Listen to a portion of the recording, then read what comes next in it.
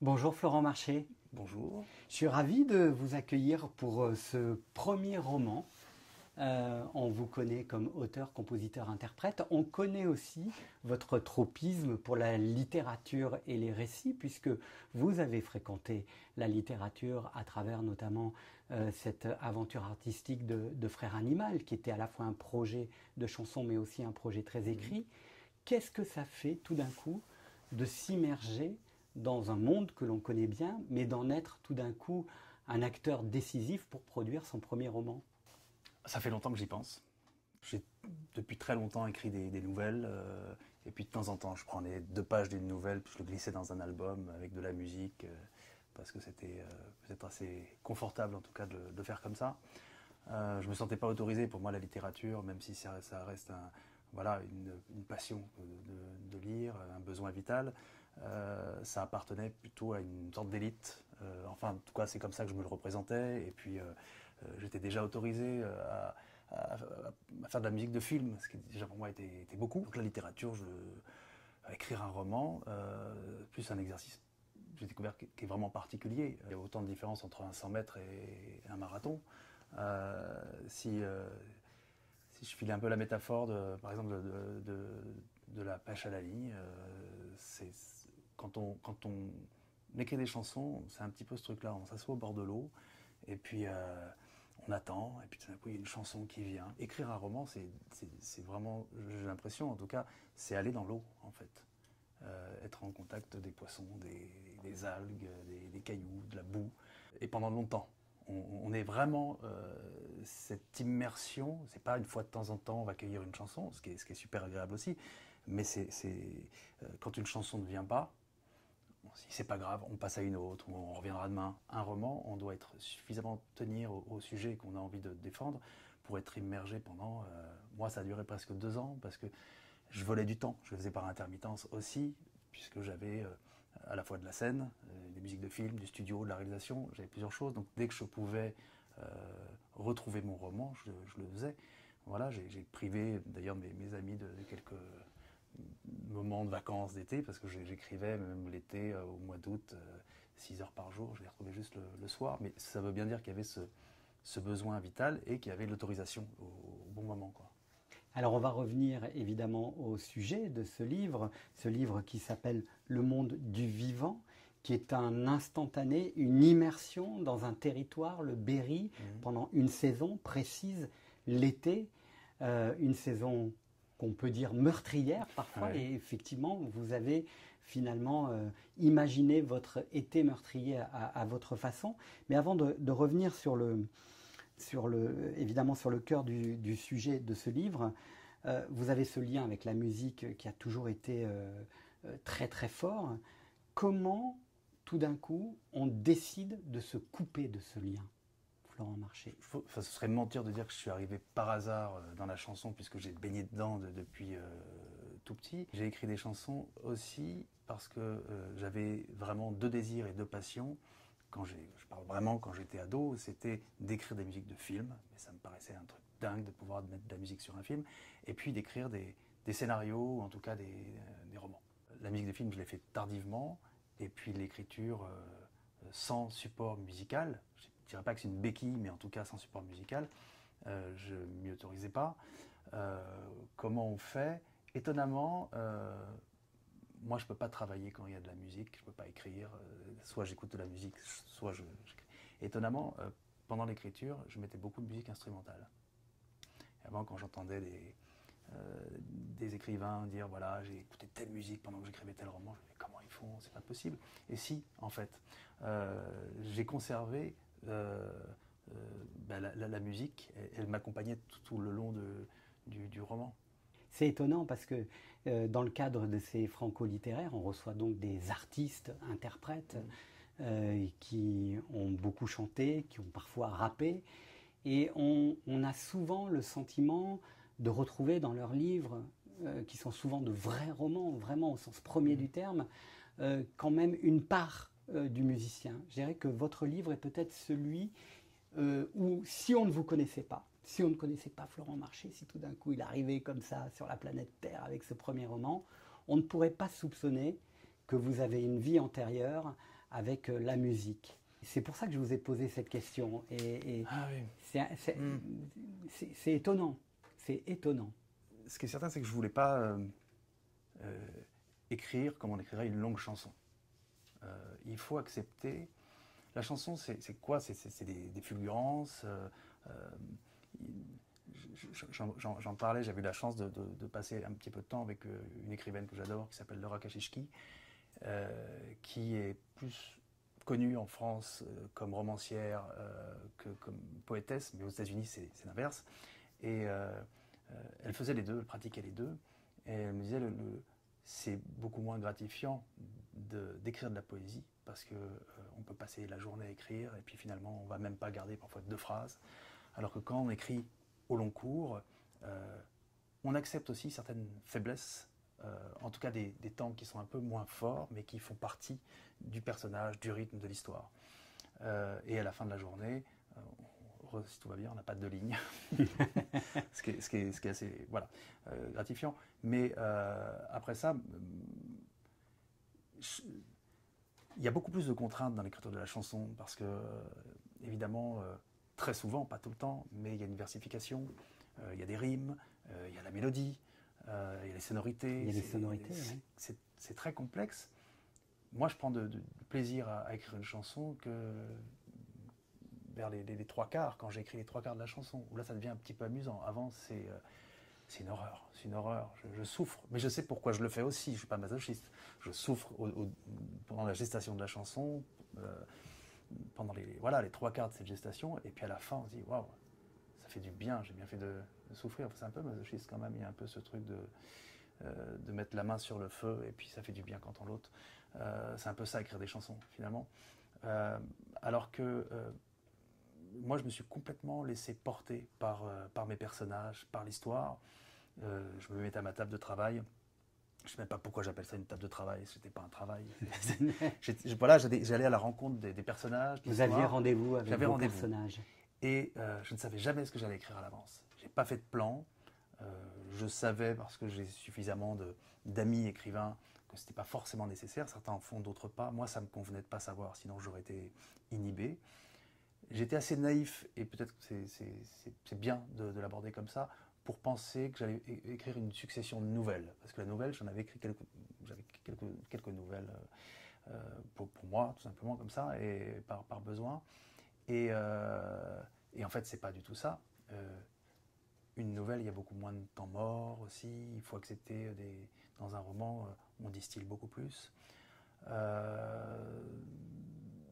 Donc en fait, j'avais conscience de ça, et j'étais un petit peu le premier spectateur de mes personnages, de mon histoire. Ça m'a beaucoup plu. Et je ne me suis pas posé la question de la forme, du rythme. Le seul truc qui est en lien vraiment avec la chanson, finalement, c'est que je n'ai jamais validé un seul paragraphe sans l'avoir lu à haute voix. Pour moi, c'était le truc important, de me mettre sur une scène imaginaire, et puis voilà, j'imprimais le papier, et puis il fallait que je puisse le dire comme s'il s'agissait d'une chanson. Est-ce que ça pourrait être le syndrome du chanteur, auteur-compositeur qui interprète et qui tout d'un coup écrit son premier roman? Olivia Ruiz nous a dit la même chose ce matin. L'importance de l'oralité, finalement, dans ce travail d'écriture. C'est comme ça qu'on partage. Moi, j'ai un peu moins ce travers pénible, mais je l'avais pendant un moment. Dès que j'avais lu un roman qui m'avait plu, alors j'ai tendance à souligner des choses et tout. Et puis, lors d'un dîner, à la fin des dîners, je prends en otage les invités. Je dis, attends, il y a ce passage-là, c'est super. Et on peut saouler tout le monde comme ça. Hein.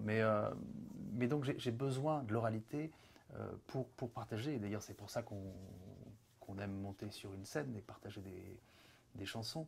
Finalement, peut-être que les chansons, elles sont jamais aussi fortes que quand elles sont en live.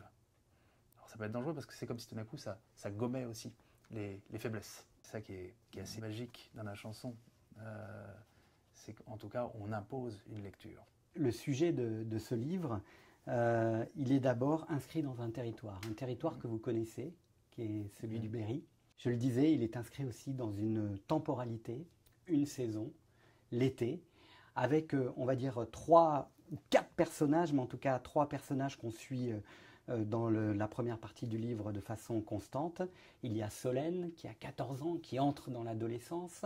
Il y a son père, Jérôme, qui est exploitant d'une ferme biologique, Oui. on peut dire. Puis il y a Marion, qui est l'épouse de Jérôme et la maman de Solène. Ces trois personnages-là sont ciblés dans cet univers, qui est l'univers de l'agriculture, d'une agriculture qui cherche à se réinventer. Et la première question que je me suis posée en ayant lu ce livre, je me suis dit, est-ce un livre sur l'ancien monde qui veut devenir le nouveau monde, ou sur le nouveau monde qui souffre de ne pas avoir été vraiment le nouveau monde? Les deux, en fait. Le livre, il prend racine effectivement dans le milieu rural. J'ai eu envie de parler de ça avant de raconter une histoire. C'était ça, déjà. C'était Le ça. décor, c'était un milieu rural. Et pas n'importe lequel. D'aujourd'hui, il faut quand même... D'aujourd'hui, voilà. ah oui, ça c'était un choix rapidement. On transpose une histoire dans les années 80, il n'y a pas Internet, il n'y a pas les portables, les situations ne sont pas les mêmes. C'est plus ardu. Et puis j'avais envie surtout de parler de notre monde, du monde contemporain. Donc c'est vrai que moi j'ai passé une grande partie de ma vie dans le Berry, dans un village qui d'ailleurs ressemble trait pour trait à celui qui est décrit dans le roman. J'ai pas vécu dans une ferme, mais mes grands-parents, eux, étaient ouvriers agricoles, métayers. Ils n'ont pas pu racheter leur ferme. Elle est aujourd'hui en ruine. Je passe très très souvent devant cette ferme. Dès que je fais une balade à vélo, je m'arrange toujours pour passer devant, comme si j'allais à la rencontre de mes ancêtres. Et j'ai voulu reprendre l'histoire là où elle s'était arrêtée, parce que très tôt, j'ai été sensibilisé en fait au désastre du remembrement, de la monoculture intensive, de comment on avait abîmé l'alimentation, comment on avait détruit des vies, et principalement face à des agriculteurs, puisque on les traite souvent d'empoisonneurs, mais ce sont les premiers à s'empoisonner.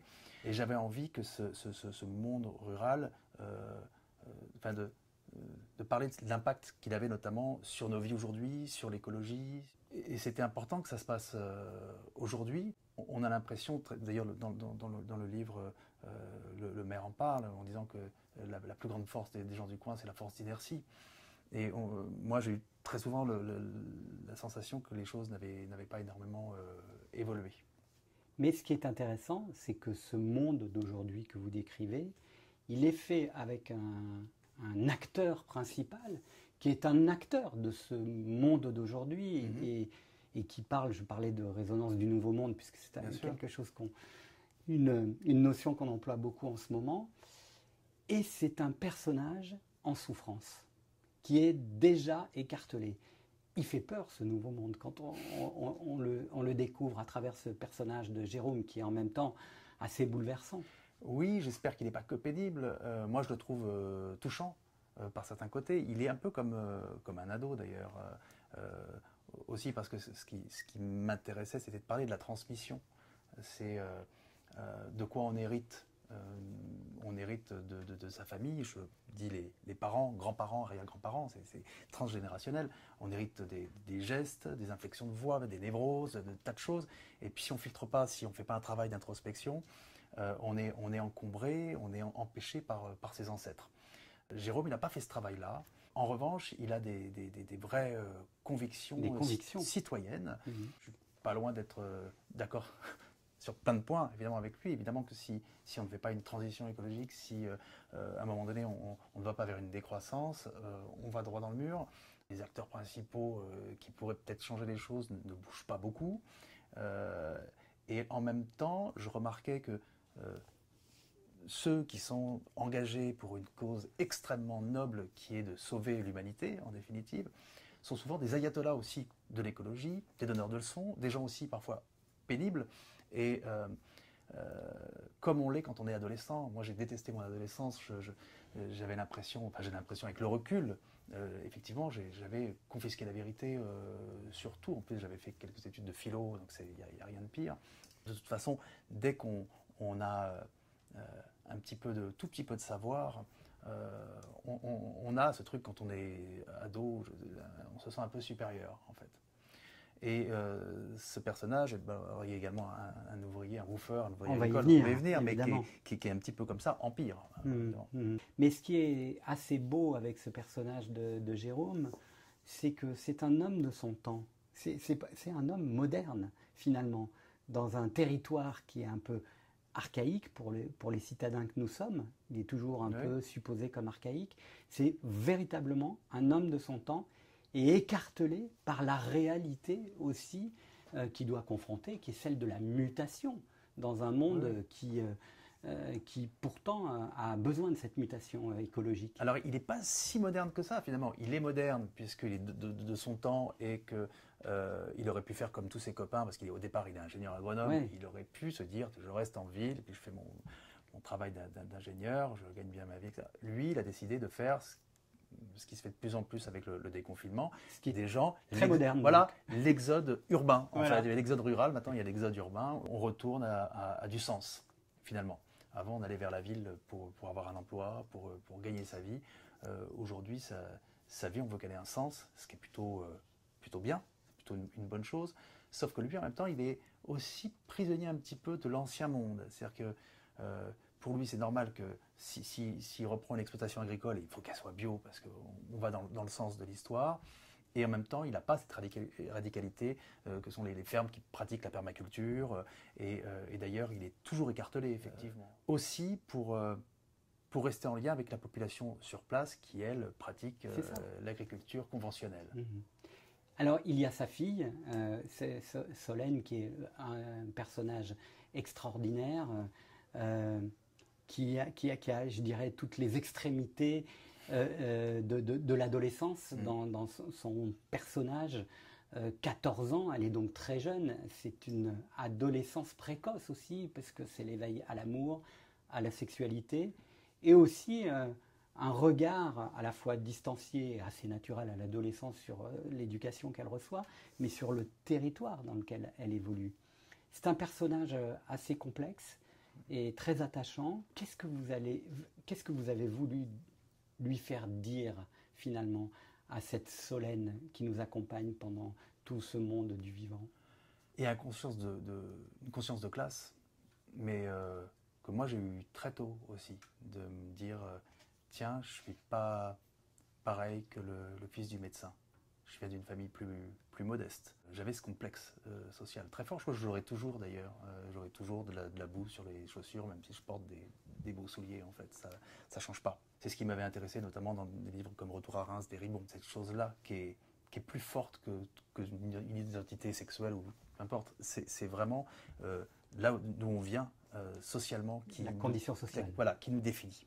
C'est très fort, très prégnant. Et c'est vrai que Solène, elle a ce truc-là où elle ne supporte pas le fait d'être partie de la grande ville d'Orléans pour aller s'enfoncer dans la campagne, dans une ferme où elle n'en supporte plus l'odeur des bêtes, du foin, des déjections bovines. Et puis la dureté du travail. La dureté aussi, du travail, oui, quotidien. Avec son lot de corvée, c'est une sorte de secte besogneuse comme ça. C'est un peu ça parfois une ferme.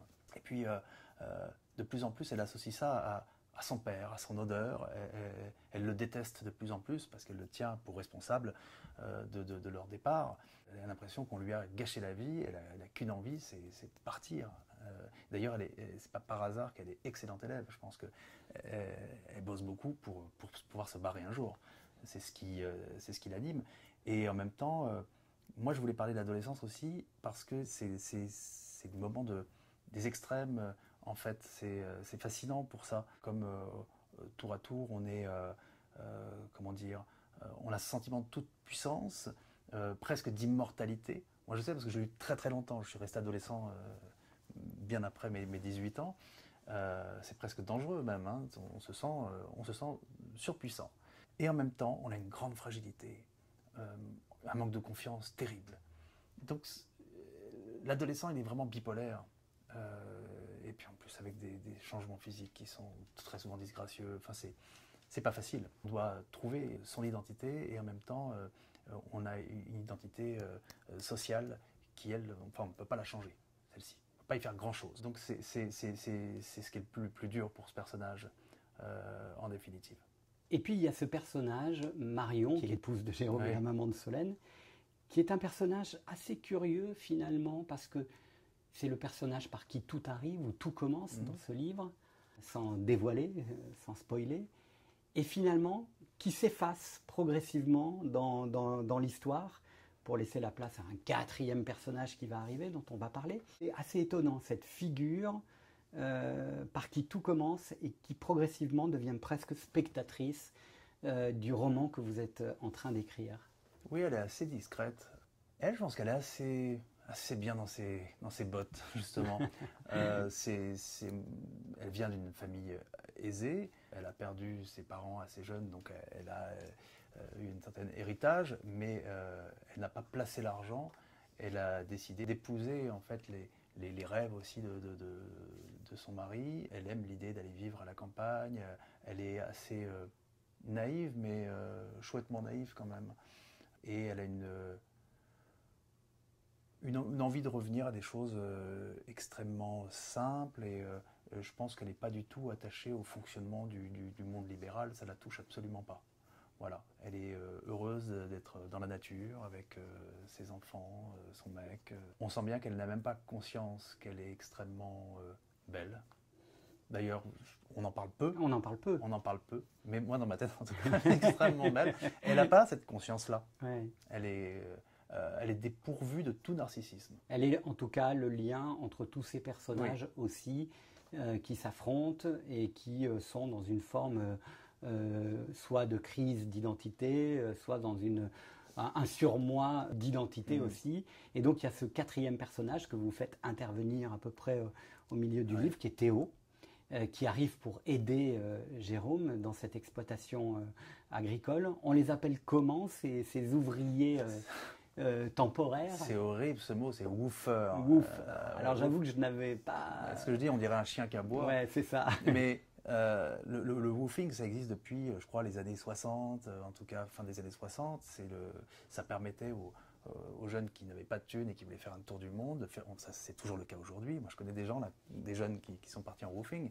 C'est-à-dire que c'est principalement dans les exploitations bio où on va prêter main forte dans une ferme contre le gîte couvert. Voilà. Donc on peut faire des sauts de puces en passant par, je sais pas, la Norvège, même la Chine, il y a des trucs en Chine, en passant par l'Amérique du Sud, et puis s'installer à chaque fois dans une ferme pendant 1 mois, 2 mois, et puis après on part ailleurs.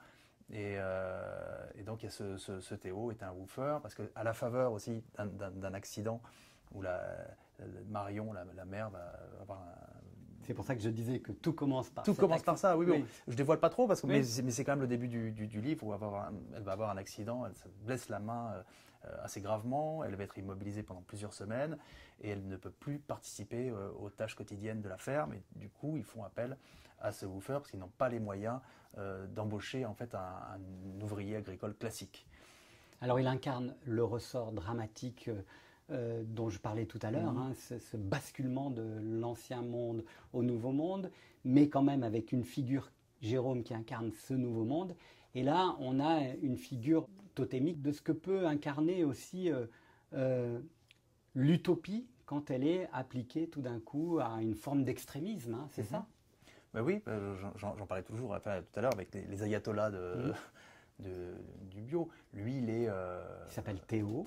Il est assez beau. Il est beau. Enfin, on l'imagine beau. On l'imagine aussi finement musclé, il est circassien, donc ça donne des jolis corps. C'est comme des gens qui font du yoga. Souple, voilà. Brillant, très très engagé. Très engagé. Vraiment. Ce Théo, lui aussi, on trouve encore plus ayatollah que le père. Du coup, on trouve quelqu'un qui trouve même que finalement le père, avec son exploitation, il vaut pas mieux que les exploitants conventionnels. Ouais, tout d'un coup, il bascule, le père, dans le rôle du vieux con, quoi. Exactement. Le père se sent ringardisé et c'est terrible pour lui parce que ça, pour la première fois, ça ébranle son schéma, ses convictions. Alors qu'ils ont un socle commun. Alors qu'ils ont un socle commun, puisque d'abord au début, il fait même figure, le Théo, de gendre idéal pour qui aime les altermondialistes, quoi. Donc il est plutôt bienvenu. Toute cette histoire se situe dans un moment particulier qui est l'été. Et je trouve qu'on ressent assez bien à la fois les chaleurs qui plombent, les orages dévastateurs, les odeurs, toute cette nature vivante, hein, le monde du vivant, il s'exprime de façon extrêmement forte dans votre livre. L'été, c'est la saison des passages, mais c'est aussi la saison où tout se noue. Et c'est aussi parfois la saison meurtrière. Oui, en tout cas, j'ai l'impression que tout est en transition. Et c'est comme si l'été aidait, ou participait en tout cas à cette transition. On le voit bien avec quand on est ado ou enfant. C'est tout le temps les enfants qu'on voit quitter l'école fin juin, on les retrouve en septembre, ils ont beaucoup changé, comme si, comme les serpents qui perdent leur mue. Et j'ai l'impression que voilà, pendant cette période de l'été, on perd notre mue. C'est le moment aussi où on a un peu plus de temps à soi, donc c'est le moment où on peut davantage se remettre en question, faire ce travail aussi d'introspection éventuellement. Enfin, on l'a bien vu pendant le confinement, on a du temps, on est en off. Tiens, si je changeais de vie, si je faisais complètement autre chose, je me suis trompé. Donc ce moment-là, il est important. La chaleur, je pense qu'elle peut empêcher aussi. Elle ravive aussi des tensions. Quand il fait vraiment très très chaud, on est vraiment dans la marmite, quoi. Il y a vraiment ce truc-là. Puis moi, j'avais besoin d'avoir cette sorte d'écriture un peu impressionniste. Je suis retourné énormément dans le Berry, d'ailleurs. Pas seulement pour rencontrer des agriculteurs, puis voir les gestes, mais aussi pour avoir l'odeur. L'odeur de me balader dans les sous-bois, dans les champs. J'avais besoin que ce soit ça, en fait, en tout cas, le livre, que ça parle aussi de mon amour pour cette campagne. J'avais besoin qu'on la ressente. C'est une campagne qui respire, c'est une campagne qui exalte aussi de façon très très forte hein, son intériorité. Hein. Bien sûr, oui, oui. Merci infiniment, Merci. Florent, et bonne chance pour ce livre, Merci, Le Monde merci. du Vivant.